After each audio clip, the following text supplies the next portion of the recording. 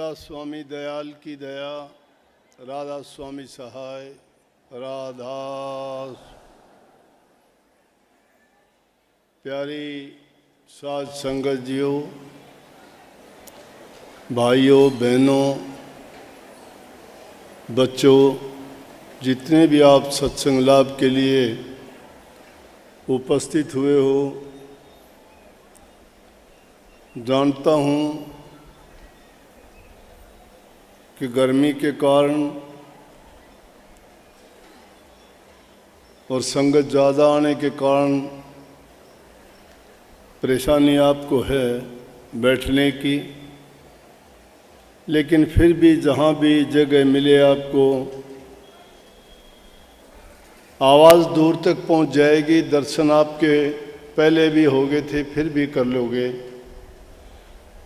चाहे पेड़ों के नीचे बैठ के सत्संग सुन सकते हो आप, शांति से सत्संग लाभ उठाएं। शायद कोई और काम होता तो आप इतनी परेशानी सहन नहीं करते, परंतु आए आप जिस प्रयोजन के लिए हो, सत्संग उन चीज़ों में से नहीं है कि जिसको छोड़ दिया जाए या उस अवसर को हाथ से गवा दिया जाए। जिनको लगन सत्संग की, नाम की और भक्ति की है, वो तो उससे कभी बिछड़ना चाहेंगे नहीं, ना वो कोई परेशानी को मानेंगे।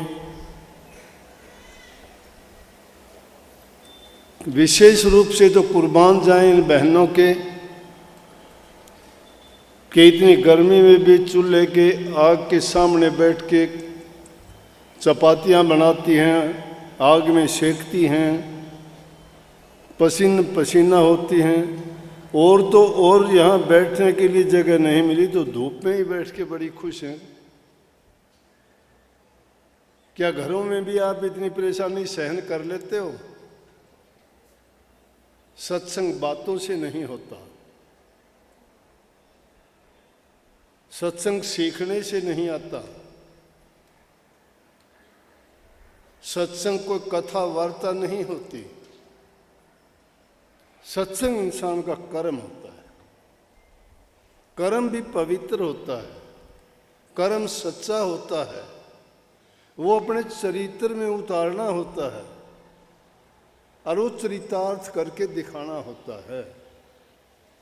लोग स्वयं दूसरे लोगों के सामने एक उदाहरण बन जाता है।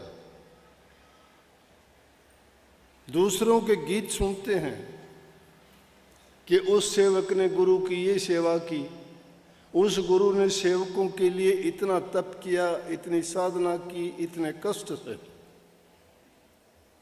सेवकों के लिए वो कष्ट नहीं था, प्यार में तो इंसान पता नहीं बड़ी से बड़ी मुसीबत को झेल जाते हैं। प्यार का बड़ा अजीब खेल है। जब प्यार का नाता आपका जुड़ गया गुरु से, गुरु किस नाते से जोड़ता है आपको? भक्ति से। भक्ति है क्या? निस्वार्थ, निश्चल, निष्कपट। कपट नहीं है उसमें, और जहाँ कपट है वो भक्ति नहीं है, स्वार्थ है वहाँ, वो भक्ति नहीं है। निर्लेप, निस्वार्थ, निष्कपट जो हो जाता है, वही आदमी भक्ति में पूर्ण रूप से अपना जीवन संभाल के और अपने निज घर जाने का प्रबंध कर लेता है। खुशी होती है ये देख के।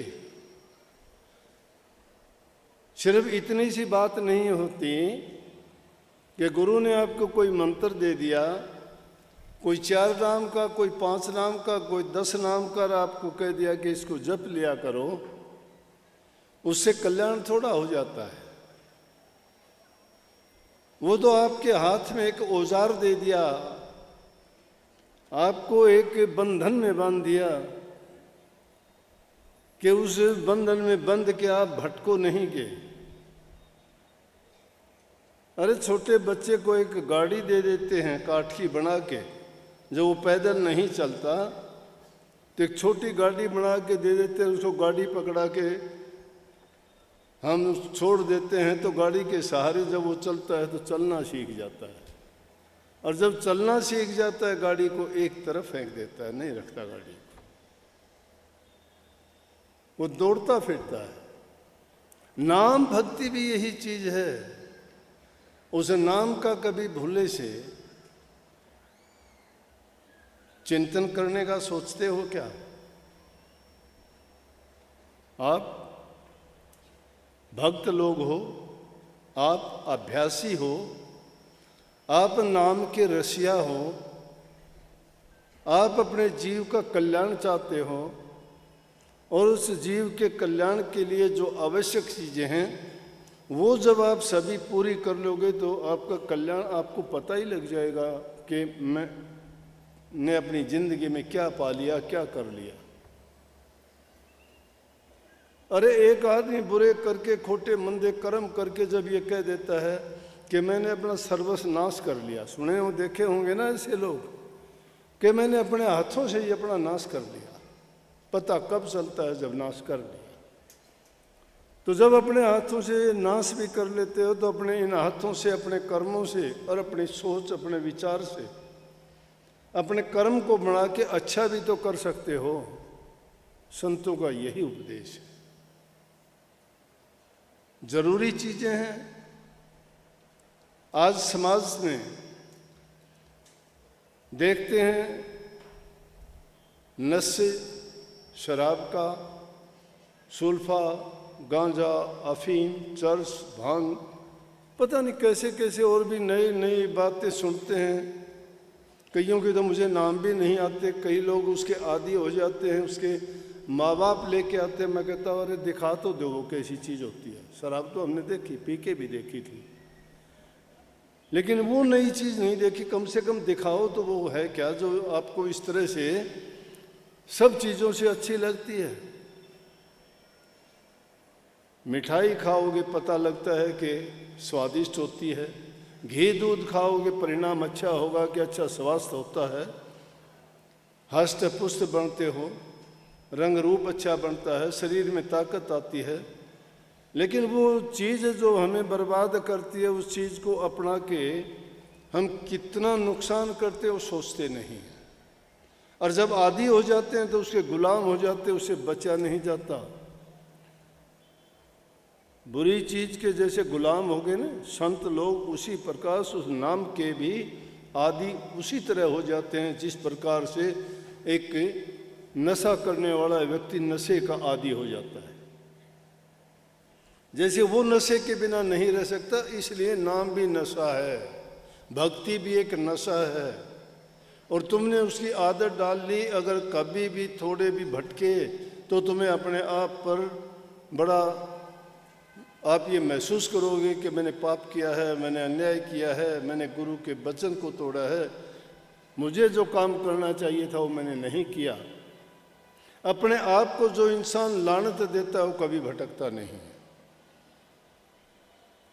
अपने दिल से ही अपने आप को जो सजा दे लेता है उसको और सजा देने की जरूरत नहीं है। परंतु हमने तो आदत बिगाड़ी हुई है अपनी। इस दुनिया के रोजाना खोटे मंदे कर्म देखते हैं, हम भी उन कर्मों को करते हैं और करने के बाद पश्चाताप भी नहीं करते।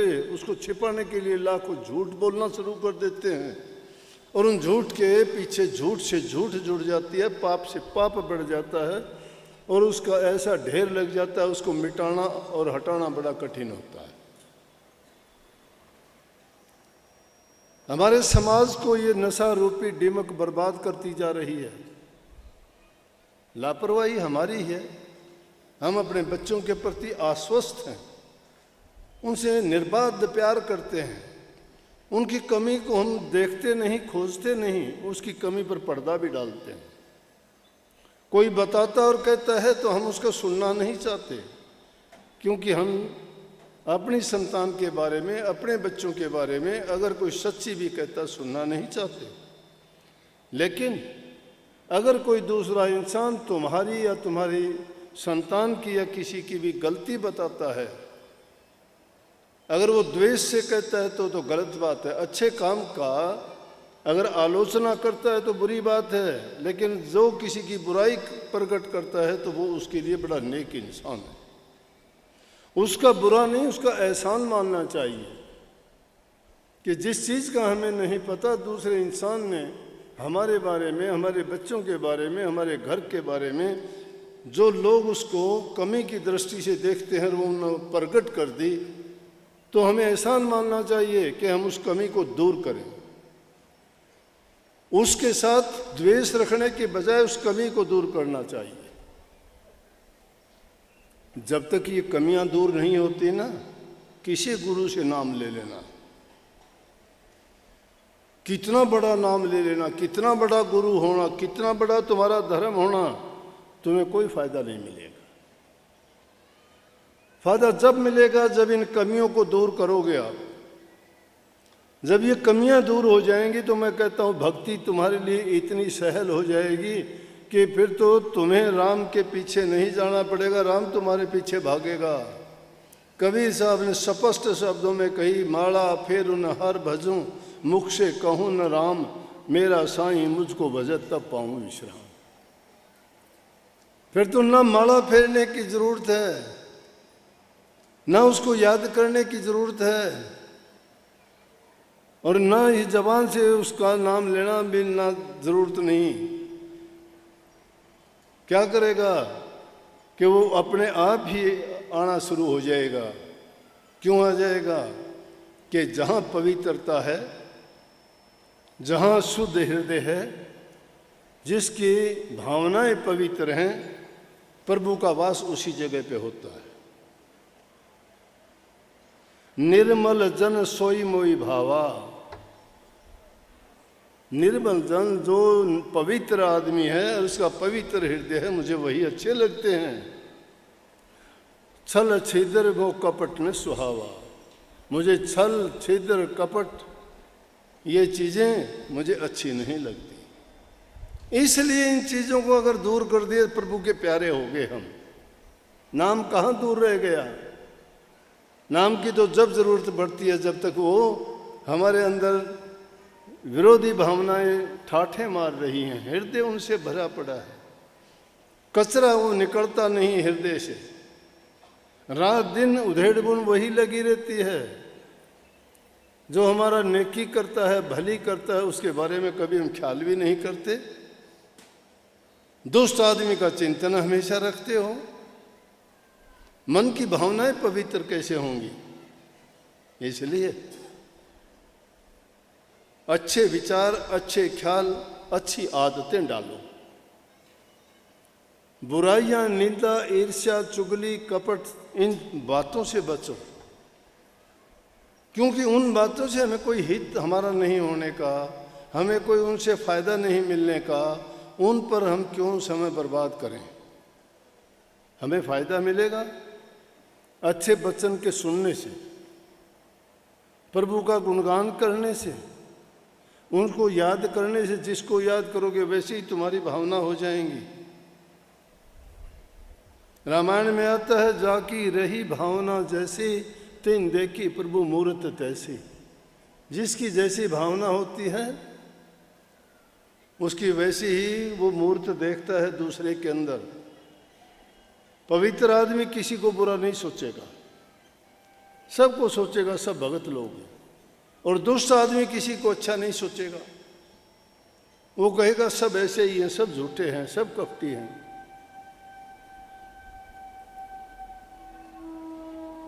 इस युग में मैं कहता हूं कि नाम भक्ति करना तो बहुत कठिन है उन लोगों के लिए जो इन आदतों में फंसे हुए हैं। और जिन्होंने इन आदतों का त्याग कर दिया, उसके लिए मैंने पहले ही बोल दिया कि उनके लिए ये मार्ग सुगम भी बहुत है। मैंने सीधे शब्दों में कही है, कबीर साहब ने थोड़े दूसरे शब्दों में इसी बात को कही है।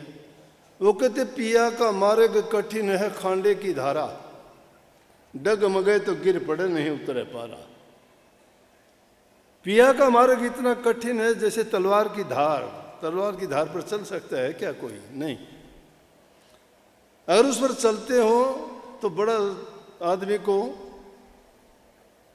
चौकन्ना होके बड़ी सावधानी के साथ चल सकता है, लेकिन अगर उससे गिर जाता है तो चकनाचूर हो जाता है। परंतु आगे उसी बात को फिर कह दिया कि इतने कठिन भी ना मानो। कठिन वो है नहीं, कठिन हमने बना दिया। इंसान के लिए कुछ कठिन नहीं है, इंसान के लिए कोई चीज मुश्किल नहीं है। परमात्मा के बाद अगर कोई जीव कुछ हैसियत रखता है, कुछ कर सकता है, तो वो इंसान है। दूसरे किसी जीव में ये ताकत नहीं है।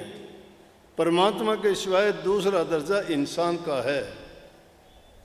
परमात्मा ने चाहे इंसान की सृष्टि बना के अपने आप को छिपा लिया, लेकिन इंसान ने प्रयत्न करके उसको ढूंढ लिया, उसको ढूंढ लिया, पा लिया, लेकिन उसका तरीका है। तो ये ताकत इंसान में ही है। प्रभु ने तो कह दिया था कि मैं तुमको बना के तुझे मिलूंगा नहीं, लेकिन इंसान में वो ताकत भी दे दी थी कि अगर तू खोजेगा, सच्चा खोजी बन के आएगा, तो मैं तुझे मिल जाऊंगा पल भर में। क्यों कह दी कबीर साहब ने, मोह को कहाँ ढूंढे रे बंदे, मैं तो तेरे पास में। कहाँ ढूंढने जाते हो? मैं मंदिर में नहीं, मैं पूजा में नहीं, मैं पत्थर में नहीं, मैं पानी में नहीं, मैं तीर्थ में नहीं, उपवास में नहीं, मैं तुम्हारी सांसों के सांस में रहता हूँ।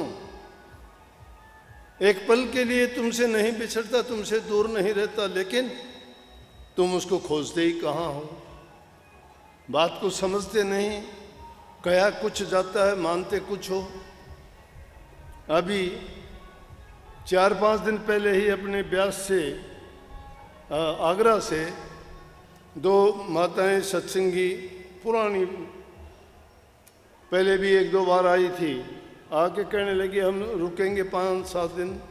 मैं जब तक आपकी मर्जी, रुको, मैं 2 दिन तो बाहर जाता हूँ।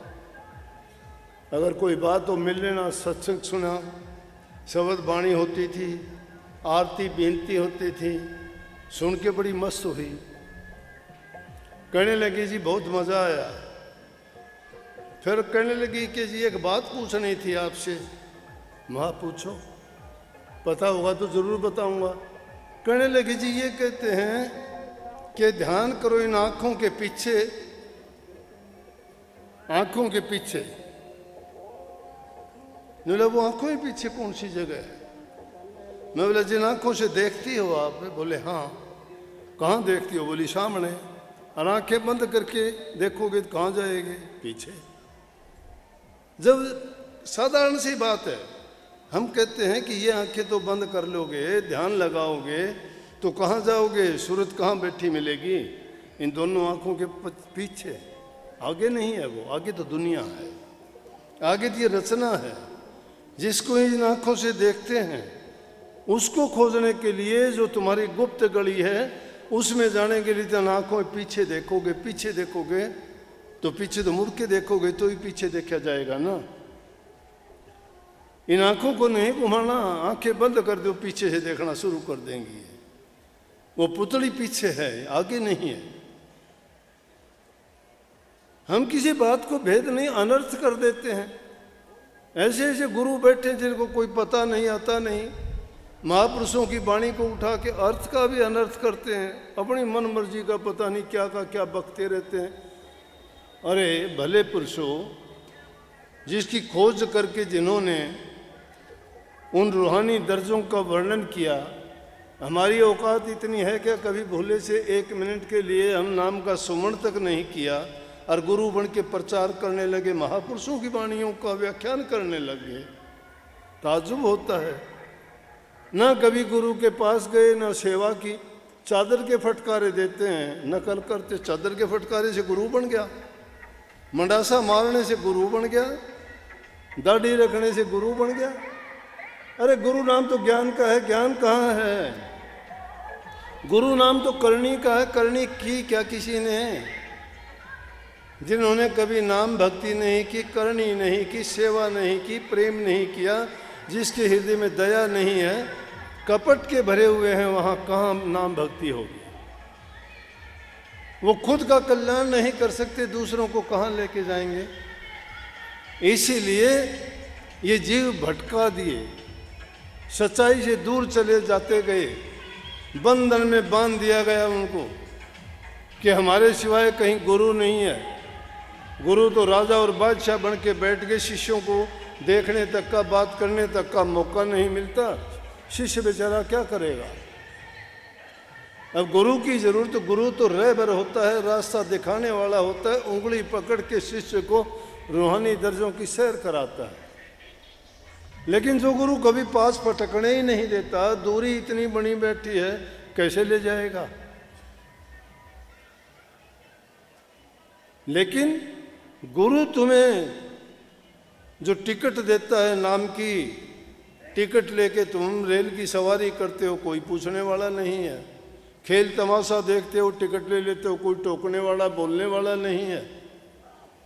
लेकिन ये टिकट भी अगत के लिए गुरु देता है, नाम की।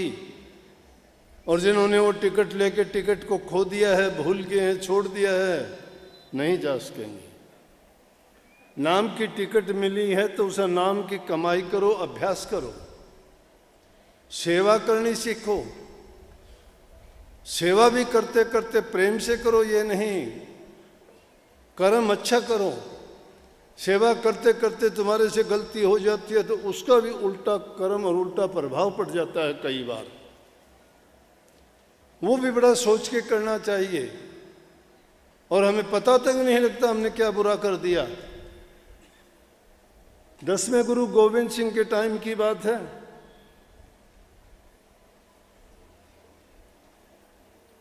सत्संग चल रहा था, एक मदारी आया। मदारी ने आके गुरु साहब से अर्ज करी कि जी मैं कुछ अपने इस रीछ के साथ कर्तव्य दिखाना चाहता हूँ, आप अगर इजाज़त दें तो मेरा गुजारा चल जाएगा, थोड़ी देर के लिए इन प्रेमियों का, सत्संगियों का मनोरंजन हो जाएगा। गुरु साहब ने उसको इजाज़त दे दी। अब ये जो मदारी होते हैं, ये जादू का खेल दिखाने वाले होते हैं, ये छोटे मोटे ऐसे काम करते हैं जिसको देख के बड़ा मनोरंजन भी होता है, बड़े हंसते भी हैं। तो उसने रीछ के साथ बड़े अजीब अजीब से कर्तव्य दिखाए, बड़े खेल दिखाए। और जब वो खेल दिखाए तो जितनी संगत के लोग बैठे हुए थे उसका बड़ा आनंद ले रहे थे, हंस रहे थे। गुरु साहब भी मुस्कुरा रहे थे कि आश्चर्य की चीज़ होगी तो सबको वो ऐसा दिखाई तो देती है, सबके मन को लुभाती भी है, अच्छी भली भी लगती है, भली चीज़ भली लगेगी। जिस प्रकार से वाणी अनेक प्रकार की है, जैसे ये वाणी थी, ये चेतावनी की वाणी है। चेताया गया है इसमें, क्या वाणी? मुसाफिर, हम मुसाफिर हैं। मुसाफिर पथिक, रास्ता चलने वाला, चलता है, मंजिल की तरफ जा रहा है, थक जाता है, आराम करता है। थकने के बाद मन नहीं करता कि चलूं कि नहीं चलूं, रास्ते में छोड़ दूं। मंजिल जिसकी दूर होती है, रास्ते में अगर बैठ जाता है तो तय समय पर नहीं पहुंच पाता वो। लेकिन हम जिस मंजिल के लिए चले हैं, उस मंजिल का ठिकाना हमें पता नहीं कितना लंबा, कितनी दूर है, और उसको पाने के लिए हमें लगातार चलते जाना है, रुकना नहीं। कितने ही रास्ते में बाधा आएंगी, तकलीफ आएंगी। आध्यात्मिक मंजिल को पाने के लिए अनेकों प्रकार के कष्ट हमारे सामने भी आएंगे। तो एक चेतावनी वाली जो चीज़ होती है तो इंसान के दिमाग में बात करती है कि ऐसा करना चाहिए। भयानक होती है तो डर लगता है इंसान को कि ओह मेरे से पाप हो गया, मुझे सज़ा मिलेगी। अगर ये डर नहीं होता तो इंसान पाप पे पाप करेगा। एक रोचक होती है जिसको देख के आदमी को बड़ी खुशी होती है, आनंद होता है। यथार्थ जो होती है उसको देख के इंसान को अपना अंदाज़ा लगाता है कि क्या मैं करता हूँ, मैं तो कुछ भी नहीं करता। इसको देख के दूसरे अभ्यासियों को देख के जब उनकी बातें सुनता है दूसरा अभ्यासी, तो कहता है कि देखो इसने क्या कर लिया, ये मेरे से बाद का है, साथ का है, इसने तो क्या पा लिया, मैं कुछ नहीं पाया। हमारे साथ के भी और काफ़ी सत्संगी थे, वो यहाँ तक क्यों नहीं पहुँचे, क्यों रास्ते में डगमगा गए वो? उन्होंने हिम्मत नहीं जुटाई मंजिल की तरफ बढ़ने के लिए। अगर उस मंजिल की तरफ चलते, बाधाओं को पार करते हुए पहुंच जाते। और इस भक्ति के मार्ग में तो बहुत परेशानियां आती हैं, इतनी परेशानी कहीं नहीं आती। लेकिन हर चीज में उस मालिक की मौज, गुरु की रजा समझ के जो चलता है इंसान, वो इन दुनियादारी की चीजों से घबराता नहीं। उसका निशाना मंजिल होता है, उसका निशाना जीत का होता है, हार का नहीं। वो बाजी तन मन धन की लगाता है, सिर धड़ की बाजी लगाता है, वो हार की नहीं जीत के लिए लगाता है। और उसकी हार और जीत होती है तो भी दोनों में फायदा उसी का होता है। वो जीतता है तो भी उसका फायदा है क्योंकि प्रभु उसका हो जाता है, और वो हारता है तो भी उसकी जीत होती है क्योंकि वो प्रभु का हो जाता है, उस मालिक का हो जाता है। सच्चे होके जब चलोगे बाल बांका नहीं होगा। हम डरते हैं, भय लगता है। क्यों लगता है? भय वाली चीजों को हृदय में बसा रखा है।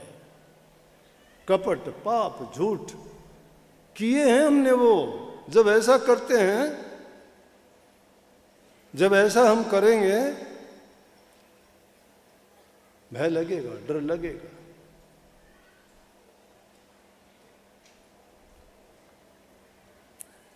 कर्तव्य दिखा रहा था, सब बड़े हंस रहे थे। जो गुरु साहब को पंखा ढोल रहा था, चमर ढुलाता था, वो भी बड़ा जोर जोर से ठाके लगा के हंसने लगा। गुरु गोविंद सिंह जी कहने लगे, अरे तुम बड़ा जोर से हंस रहा है। बोला, गुरु साहब हंस तो सभी रहे हैं। बोला, तुम बहुत ही जोर से हंस रहा है। बोला, जी कर्तव्य ऐसे हैं। बोला, जी हंस तो आप भी रहे हो। गुरु साहब से कहने लगा। बोला कि मैं तो इसके खेल से नहीं हंस रहा, मैं उसे खुदा के कर्तव्य को देख के हंस रहा हूं। बोला, जी खुदा का कर्तव्य क्या? बोला, क्या बताऊं अब तुझे? बोला, जी कैसे समझाओ, बताओ, मुझे पता लगे। अरे क्या बताऊं, खुदा का कर्तव्य देखो। जो रीछ तुझे कर्तव्य दिखा रहा है, जिसको देख देख के तू हंस रहा है, ये भी इस दरबार का सेवादार था। बहुत सेवा की इसने दरबार की। उसको बड़ा अचंभा हुआ कि गुरु साहब तो रोजाना प्रचार करते हैं, सेवा करा करो, कर्म कटेंगे। इसने सेवा की रीछ की योनि में। गुरु साहब क्या कहते हैं कि ये सेवक था, अब ये रीछ होके कर्तव्य दिखाता है, दुनिया के सामने नाचता फिरता है। हम तो गुरु के पास जाते हैं, हमारी मुक्ति होनी चाहिए, दोबारा जन्म नहीं होना चाहिए, हमारे पाप कर्म कट जाने चाहिए। लेकिन ये क्या गुरु जी? बोला, और सच्ची पूछेगा तो और ज़्यादा पछताना पड़ेगा। बोला, जी अब तो बता ही दो, जो बताना शुरू ही किया कि रीछ तेरा बाप है। चंवर छूट गया आज से चंवर छूट गया करते करते। बोला, जी जब सेवा करते करते मेरे बाप ने पूरी जिंदगी सेवा की आपकी, आपके दरबार की, और इतनी सेवा करते निर्बाध है, कभी उसने आराम नहीं किया, कभी छुट्टी नहीं की, और फिर उसको रीछ की यो नहीं मिली। क्या सेवा करनी है, मैं क्या सेवा करूं? जब सेवा करने का यही फल मिलता है तो क्या फायदा? बोले, जी ये और समझा दो। बोला कि बात सुनो। सेवा की तेरे पिताजी ने, लेकिन उसे सेवा को समझा नहीं। वो किस ढंग से सेवा की? सेवा में कोई चूक नहीं थी। हर एक इंसान की जबान पे उसका नाम था कि भाई शोभाराम बड़ी सेवा करता है। भाई शोभाराम इतनी चंवर डुलाता है कि दूसरे आदमी को पंखा ही हाथ नहीं देता। चंवर उसी के हाथ में रहता है। गुरु साहब की इतनी सेवा करने वाला, इसके तो सभी कर्म कट जाएंगे। ये तो अपने जीवन को सफल कर लिया इसने तो। लेकिन हुआ क्या कि एक दिन हमारा सेवक कोई गाड़ी लेके गुरुद्वारे के सामने से गुजर रहा था कि किस कारण से इसको रीछ बनना पड़ा वो सुन ले, इतनी सेवा करने के बावजूद भी। बोला कि जब गुरुद्वारे के सामने से गुजर रहा था तो सेवक और शिष्य जो होते हैं वो प्रसाद को बहुत पवित्र मानते हैं, और प्रसाद होता भी पवित्र है। आप लोग भी घरों में जो खाना बनाते हो उन्हें कितना ही अच्छा बना लो, कितने उसमें घी मक्खन मलाई डाल लो, कितने मसाले डाल लो, लेकिन वो स्वाद नहीं आएगा जो यहाँ की कड़ी रोटी खा के तुम कहोगे कि एकदम। क्यों नहीं? वहाँ जो बनता है वो खाना है, यहाँ जो बनता है वो प्रसाद है। वहाँ जो बनाता है शायद वहाँ कोई थोड़ा बहुत दूसरे विचारों से भी बनाता हुआ, यहाँ सारे हंस हंस के काम करते हैं, इतने प्यार से करते हैं कि उस खाने के अंदर प्यार ही प्यार भरा होता है, खुशी ही खुशी होती है, शांति शांति, आनंद ही आनंद, मगन होके बनाते हैं, परवाह ही नहीं है। और जब उस प्रसाद को कोई खाएगा तो उसके विचार वैसे ही हो जाएंगे। जैसा खाए अन्न इंसान वैसा हो जाए मन उसका, जैसा पिएगा पानी वैसी बोलेगा वाणी, और जैसा देश वैसा भेष। तो कहने लगे वो सेवक, बोला कि गुरुद्वारे के सामने से जा रहा हूँ, गाड़ी को छोड़ दिया और बैलों को छोड़ दिया कि बैल चलते रहेंगे, रास्ते में भाग के बाद में पकड़ लूँगा। और गया, भागा भागा, देखा तो वहाँ कहने लगा भाई उसी टाइम प्रसाद बांटने का टाइम हो गया। वो भाई 112 में प्रसाद बांटने लग गया। जब वो प्रसाद बांट रहा था तेरा पिताजी कहने लगा, तो उसने सेवक ने प्रसाद मांगा। बोले कि भाई मेरी गाड़ी निकल रही है, मुझे थोड़ा सा प्रसाद अगर मिल जाए तो धन्य हो जाऊंगा मैं, नहीं तो बैल पता नहीं कि कहीं और कहीं ना निकल जाए। बोला बैठ जा, जब प्रसाद शुरू होगा देंगे तुझे। अब एक आदमी को चिंता तो उसको बेचारे को बैठ कैसा जाए वो। फिर खड़ा हुआ कि भाई थोड़ा ही दे दे प्रसाद, दे दे प्रसाद लेके, नहीं तो बैल मेरे बात है। बोला अरे बैठ जाते, तेरे को कह दिया आराम से। अब जमींदार आदमी था, कपड़े भी उसके मिट्टी लगी हुई थी, कहीं पसीना था, काम करके आया था, और उसके शोभाराम के सफ़ेद चिट्टे कपड़े। बोला कि दूर बैठ हट के थोड़ा। तीसरी बार वो खड़ा, बोला थोड़ा अगर मिल जाता तो मैं चला जाता भैया। अरे बैठ, तो रीछ की तरह उछल कूद करता है तू, क्यों रीछ की तरह उछल कूद करता है? बैठ जा, जब टाइम होगा देंगे। वहाँ प्रसाद का छोटा किणका पड़ा दिखाई देगा। उस प्रसाद के उस किणके को उठा के दोनों हाथों से, और उसने पूरे भाव से प्यार से मत्थे से लगाया और उसको खा के बोला कि भाई तू ना दे, मुझे तो प्रसाद मिल गया। और बोला मुझे क्या तू रीछ रीछ करता है, जो आदमी जैसा कर्म करता है वैसा ही हो जाएगा, मैं तो क्या रीछ हूँ, रीछ तो तू है, तू बनाएगा। उसको रीछ कह के और वो तो चला गया, अपनी गाड़ी संभाली। बोला कि उस कारण से तेरे पिताजी ने जो कर्म किया था सारा का सारा कर्म बर्बाद कर दिया। अगर शुद्ध भावना, शुद्ध अच्छी वाणी उसको देता, अच्छा बोलता, शांति से प्यार से, तो बड़ी सेवा की थी। उसका तो क्या कहना था, हर एक इंसान के जबान पे भी था, मन में भी था, और उसकी बड़ी प्रशंसा करते थे सभी। लेकिन अपनी कमी के कारण उसने ऐसा बिगाड़ लिया कि रीछ की होने मिली। कहने लगे जी आप तो सब कुछ कर्णहार हो, करता हो, बख्शो उनके कर्म को और उनको पुनः जो है इस योनि में लाओ, उसके कर्मों से उनको आज़ाद कराओ। उन्होंने आशीर्वाद दिया और कहते हैं कि उस रीछ को शरीर पूरा होने के बाद दोबारा इंसान की योनि मिली। उस कीर्ति ने दोबारा से चंवर उठा लिया और अपने फिर सेवा करने लग गया। इसलिए कर्म इंसान को बनाना चाहिए।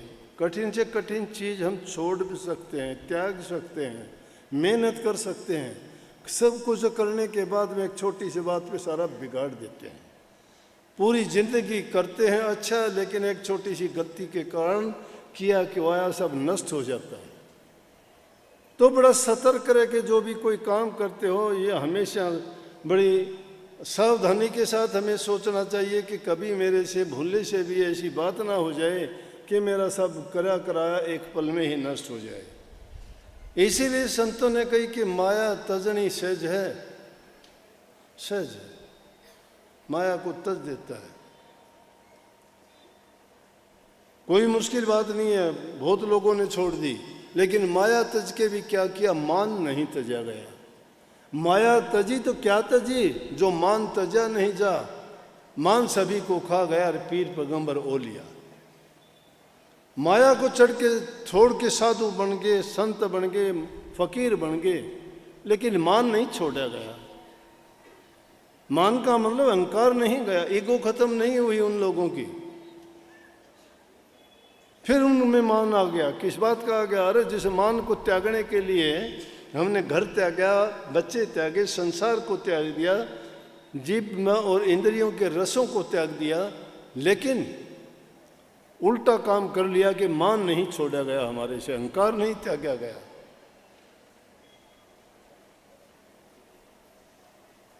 और वो पता नहीं लगता इंसान को, हर छोटी छोटी बात में वो बात निकल आती है। एक कोई महात्मा बना था, धुना लगा रखा, बैठे बैठे थक गया बेचारे, सोचा कि थोड़ा शरीर को मैं आराम दे लूं, लेट गया। अब बिस्तर थोड़े थे उसके पास, जमीन में लेटना। जमीन में लेट के एक ईंट लगा ली सिर के नीचे, ईंट पड़ी थी। सिर तो थोड़ा ऊंचा रखते ही सबको आदत है। औरतें जा रही थी पानी भरने के लिए, सब तरह के लोग, ताना मारा औरतों ने, कहा कि देखो साधु बन गया, घर छोड़ दिया, बिस्तर छोड़ दिए, आराम नहीं छोड़ा, ईंट लगा रखी सिर के नीचे। महात्मा ने सोचा ईंट बने से ही महात्मा पना खत्म हो गया तेरा। वो बेचारे ने ईंट काट के फेंक दी। दोबारा मुड़ के आई, आके देख के कहने लगी देख ले, सब के मैं छोड़ दिया लेकिन मरोड़ नहीं छोड़ी, ईंट काट के फेंक दी।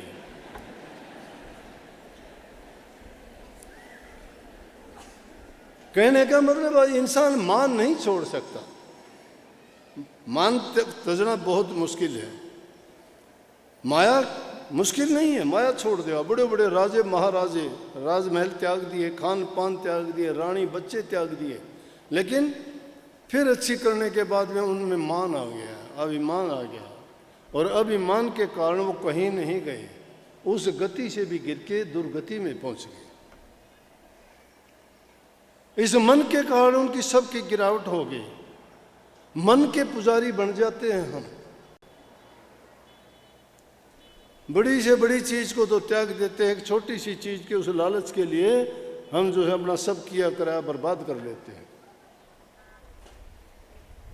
लेकिन उन चीजों को जीतने के लिए कम, एक इंसान कभी भी अहंकार ना आने दे। चाहे आप कोई भी काम करते हो, कोई भी काम करते हो, हंस के काम करो, मीठा बोलो, सबके साथ अच्छा व्यवहार करो, बड़ों का इज्जत सम्मान दो, छोटे बच्चों से प्यार करो, बराबर वालों को बराबरी का दर्जा देके उनके साथ मित्रता का व्यवहार करोगे, कभी तुम्हें कष्ट नहीं होगा। किसी को देख के अपने मन में ये ना लाओ, अगर कोई अच्छा है, बहुत अच्छा होना चाहिए, अच्छा बनने के लिए प्रयास करो।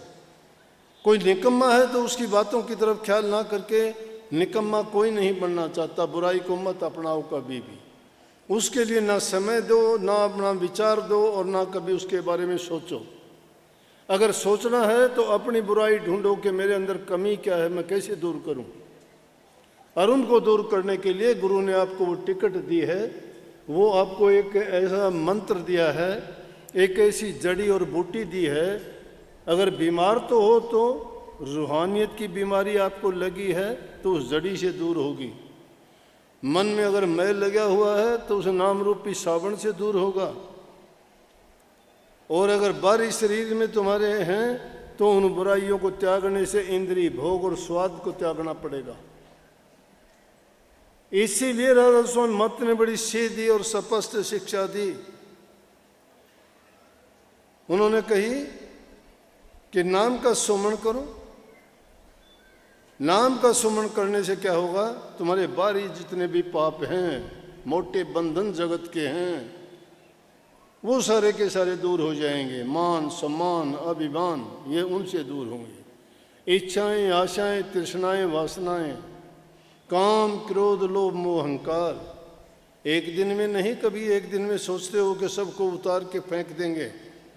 ये कोई ऐसा चोला नहीं है कि जिसको उतार के फेंक दिया और पवित्र हो गए, एक दिन में नहीं जाएगा, टाइम लगेगा।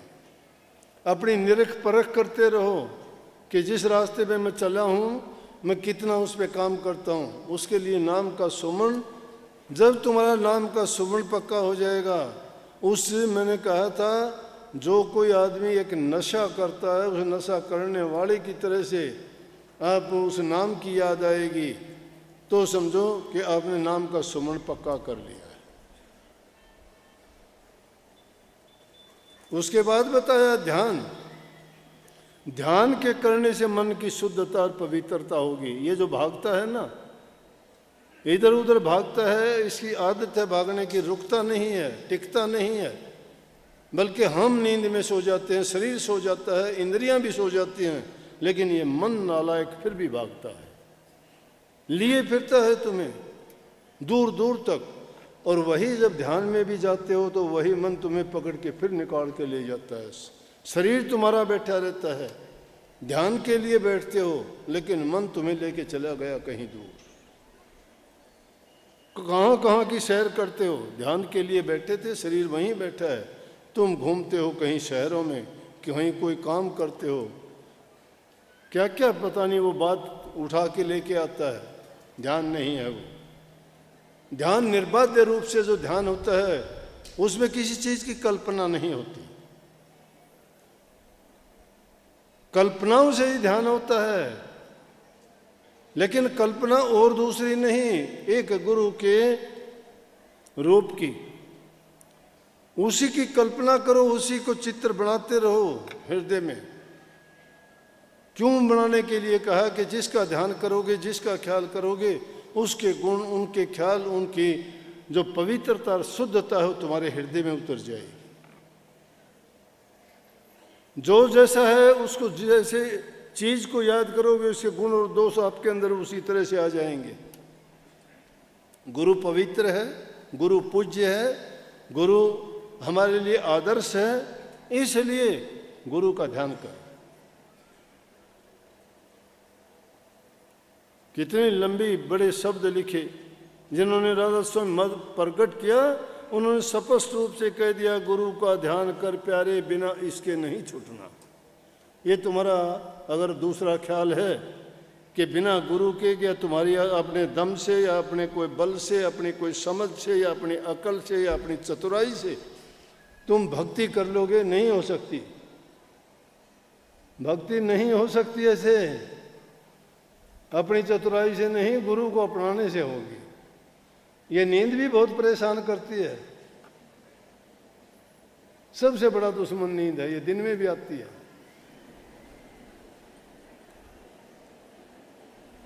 पता ही नहीं लगता कब सो गए, लेकिन जब इसको आराम मिलता है तो इसको नींद भी आ जाती है। जब इतनी पवित्र वाणी सुनी जाती है तो वो भी मस्त होकर सो जाती है। इसलिए वो ध्यान जब करते हो तो तुम्हारा गुरु के रूप का, अपने आदर्श का ध्यान करो, तुम्हारे अंदर वही गुण पनपेंगे। हृदय की सफाई होगी, उससे मन की सफाई होगी, बुरी भावनाएं, दुर्भावनाएं निकल जाएंगी, कुमति दूर हो जाएगी, सुमति आ जाएगी, दुर्बुद्धि खत्म हो जाएगी। पवित्र मन ही सब कुछ कर सकता है, अपवित्र मन में कुछ नहीं। वो तो अगर नाम लो भी गए वो भी व्यर्था चला जाएगा। और तीसरा है शब्द का सुनना, उसको भजन भी कहते हैं। प्रयास ना करो किसी चीज का सुनने का।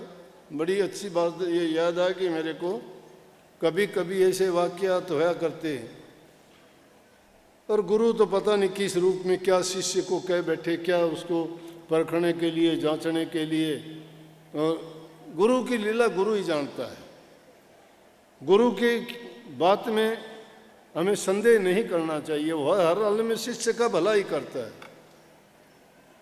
तो एक बार का वाक्य ऐसा गुजरा कि महाराज जी और मैं बैठे थे, कहने लगे हाँ भाई, हाँ जी, ने बोले ये धुन होती है क्या? हाँ जी आप जानो, आप ही बताते होती हैं। बोला तूने सुनी है? मैं हाँ जी सुनी है। बोला कौन सी सुनी है? मैं सारी सुन ली मैंने। बोले सारी सुन ली तो वही दूसरे को भी सुना सकता है? हाँ जी सुना सकता हूँ। ने बोला इतनी आसानी से? हाँ जी माँ इतनी आसानी से। बोला कैसे? मैं बोला जिसका ख्याल करके ध्यान कर ले वो ही सुन जाएगी। बोला वाह भाई वाह, वाह भाई वाह। बोला ये भी कोई बात हुई? मैं बोला जी असली को पाने के लिए नकली पे तो चलना ही पड़ता है। मजहब ख्याली, लेकिन वो ख्याली है।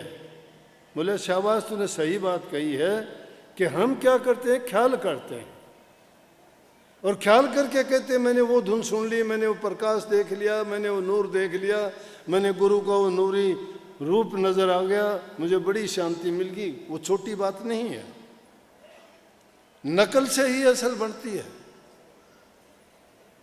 कहने लगे बात तो यही है कि जिस चीज का भी ख्याल करके बैठोगे वही तुम्हारे हृदय में और आंखों के सामने तुम्हारे ख्याल और विचार में उतर जाएगी। लेकिन उसी का ख्याल करते करते वो सच्ची भी हो जाएगी। क्यों? मन टिक जाएगा, मन भागेगा नहीं, एकाग्रता हो जाएगी। तो कोई भी एक चीज क्यों, इसलिए गुरु का रूप क्यों बनाए हम? गुरु का रूप इसलिए बनाए, वो निर्गुण रूप है, सरगुण रूप गुरु हमारे सामने है। सर्वगुण से भरा हुआ है, बोलता है, चलता है, खाता है, पीता है, संदेश उपदेश सब कुछ देता है, वो सरगुण रूप है। लेकिन जिसका ख्याल करते हो निर्गुण है, उसकी बनावट नहीं है, कोई शरीर नहीं है, सिर्फ गुण है वो। इसलिए उस गुण का ध्यान करने से तुम्हारी मन की एकाग्रता जो हो जाएगी, तुम्हारे सूक्ष्म विचार और ख्यालात में वो चीज़ जब जच जाएगी, जब कभी भी तुम एकांत में बैठोगे वही चीज़ बार बार तुम्हारे हृदय में आती जाएगी। इन तीन चीज़ों को सुमन, भजन और ध्यान तुम एक ही समय में तीनों को कर सकते हो। कभी कोई ये कहता हो कि अलग अलग करनी पड़ेगी, अलग अलग कुछ नहीं करना। जब भी तुम ध्यान में जाते हो, ध्यान में बैठते हो, ध्यान में बैठते वक्त नाम का सुमन करते करते गुरु के रूप का ध्यान करो। और जब गुरु के रूप में जब रम जाओगे तो तुम्हारा सुमन अपने आप बंद हो जाएगा। लेकिन उस सुमन के बंद होने में बड़ा लंबा समय लगेगा। कभी आप सोचो कि 2-4 दिन में या महीने 20 दिन में काम हो जाएगा, ऐसा नहीं। ये युगों से हम कितनी योनि भोग के इंसान के रूप में आए हैं, उनमें कितने हमारे कर्म किए होंगे हमें ख्याल भी नहीं है। उनका अब भी हमारे ऊपर असर है, हमारे से उनका असर नहीं हटा है। इसीलिए अलग अलग इंसान हैं, अलग अलग प्रकार के काम नहीं करते हैं। कोई पशुओं की तरह से दौड़ना शुरू कर देता है, कोई जानवरों की तरह से बोलना शुरू कर देता है, कोई गंदी मंदी गालियाँ देना शुरू कर देता है, कोई छीना झपटी मार पिटाई करना शुरू कर देता है। ये किसके गुण हैं? जानवरों के, राक्षसों के गुण हैं, इंसान के गुण नहीं है। ये इंसान तो परमात्मा के बाद उसका दूसरा रूप है। इंसान बहुत पवित्र चीज़ थी, लेकिन इस माया और काल देश में आके उन गंदी चीज़ों में रहते रहते उनका असर इस पे ऐसा पड़ा कि ये वैसा ही करना शुरू कर दिया। लेकिन जब महापुरुषों ने ऐसी हालत देखी सतपुरुष ने संतों को भेजा कि जाओ और जो हमारी रूह है वहाँ इस प्रकार से विचलित हैं, त्रस्त हैं, दुखी हैं, उनको दिशा देके, रास्ता बता के उन भटकी हुई रूहों को वापस हमारे पास लाने का इंतजाम करें। करने को वो शक्ति 1 मिनट में कर सकती है परमात्मा, लेकिन किस लिए कि उनके सब के अभी कर्म जो कटवाने हैं, बिना कर्म काटे हुए उनको कहाँ लेके जाएंगे। इसलिए संतों को उनको कर्म काट के, उनको पवित्र बना के, उनके चरणों में पहुंचाने लायक बना के भेजने के लिए संतों को भेजा। इसीलिए संत शिष्यों को नाम की बख्शिश करके उनको पाक साफ और पवित्र बना के सतपुरुष के चरणों में ले जाते हैं और इस काल की जेल से उनकी बंध छुड़ाते हैं। संत आते ही बंध छुड़ाने के लिए हैं जीवों की। मैंने एक कहानी सुनी थी। मुगल बादशाह जहांगीर ने 52 राजाओं को कैद कर रखा था ग्वालियर के किले में, और उसी टाइम में छठे गुरु हरगोविंद को भी कैद कर दिया, क्योंकि संतों की तो आलोचना करने वाले भी बहुत होते हैं। बड़ी आलोचना की, कहने लगे कि ये आपके खिलाफ भड़काता है लोगों को, ये सिखों को आपके खिलाफ भड़का के और सेना तैयार करता है, लड़ाई करेगा, युद्ध करेगा। जहांगीर ने उसको भी पकड़ के ग्वालियर के किले में बंद कर दिया। लेकिन जो महापुरुषों को दुखी करता है, सताता है, संत तो कुछ नहीं कहते, लेकिन उसका मालिक देखता है कि उसके नुमाइंदे के साथ कोई ऐसा गलत करता है तो उसका बदला सतपुरुष अपने आप ले लेता है, और उनकी ऐसी दुर्गति, ऐसी हालत करता है कि मुंह दिखाने के लायक नहीं रहते हो। संतों की बात कही है मैंने। जो संत नहीं होते हो तो ऐसे बढ़वे हो, कोई जिनके पल्ले कुछ नहीं हो उनका कोई कुछ करो, उनको जिनको धर्म कर्म का पता ही नहीं है, वो संत कैसे? संत जो होगा वो किसी को कष्ट नहीं देगा। दुनियादार उसको कष्ट देंगे, उनको भी नहीं कहेगा कुछ भी, लेकिन उनकी संभाल मालिक अपने आप करेगा। मेरे काफ़ी दिन से ये कहानी सुन के ख्याल था कि ग्वालियर का मैं किला देख के आऊँ, जिसमें हरगोविंद छठे गुरु, छठी गद्दी के जो गुरु थे अपने सिख धर्म के, उनको बंद किया था। अभी 2 दिन पहले, 3 दिन पहले मैं जाके आया। तो कहानी क्या थी? हरगोविंद साहब को भी बंद कर दिया। राजा को कुष्ठ हो गया, असाध्य रोग हो गया, कोई इलाज नहीं। वैद्य बुलाए, डॉक्टर बुलाए, हकीम बुलाए, ज्योतिषी बुलाए, संत महापुरुषों को बुला के पूछा। सब तरह के लोग होते हैं, अपने अपने घोड़े सब ने दौड़ाए। वैद्यों ने वैदगाई करी, डॉक्टरों ने दवाई दी, ज्योतिषियों ने ज्योतिष बताई, पंडितों ने किते राहु केतु का, किते सर्प दोष, किसे नाग दोष, सांप दोष, किते कुत्ता दोष, किते बिल्ली दोष बताए। लेकिन कोई अच्छा महापुरुष था, उसने कहा कि इसने किसी महापुरुष को कैद कर रखा है, उसके कारण जो उसको सज़ा मिली है ये ठीक नहीं होगा। उस महापुरुष को ये जब तक उससे माफ़ी नहीं मांगेगा नहीं छोड़ेगा। कहने लगे जी किसी ने ये बताया है और आपने महापुरुष को कैद किया। बोला भाई हरगोविंद सिंह को भी किया है कैद हमने, उसको रिहा करो। उसने जब रिहा करने की सोची, उनके साथ जाके बात की, उसी टाइम से उसका कोढ़ दूर होना शुरू हो गया। हरगोविंद सिंह से जाके माफ़ी मांगी। माफ़ी मांगने के बाद कहने लगे जी मैं आपको रिहा करता हूँ जेल से। बोले ना, हम तो कभी कैद होते ही नहीं, रिहा है हमारा, हमें कैद कौन करेगा। बोला नहीं जी मेरी गलती माफ़ करो और यहाँ आपको मैंने कैद किया। बोला कि नहीं, संत तो दूसरों को स्वतंत्र कराने के लिए आते हैं दुनिया से, हम बंद छुटाने के लिए आते हैं, बंद करने के लिए नहीं।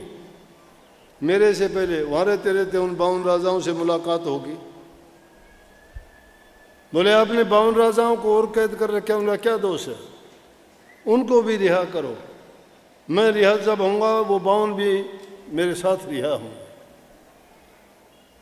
बोले जी ये तो क्या बताऊं, अब चक्कर में पड़ गया कि उसको रिहा नहीं करे तो उसका कोड दूर नहीं हो, और उससे वादा कर लिया जी आपको रिहा करता हूं और सबको करे, तो फिर वो राजापन कहाँ रह गया?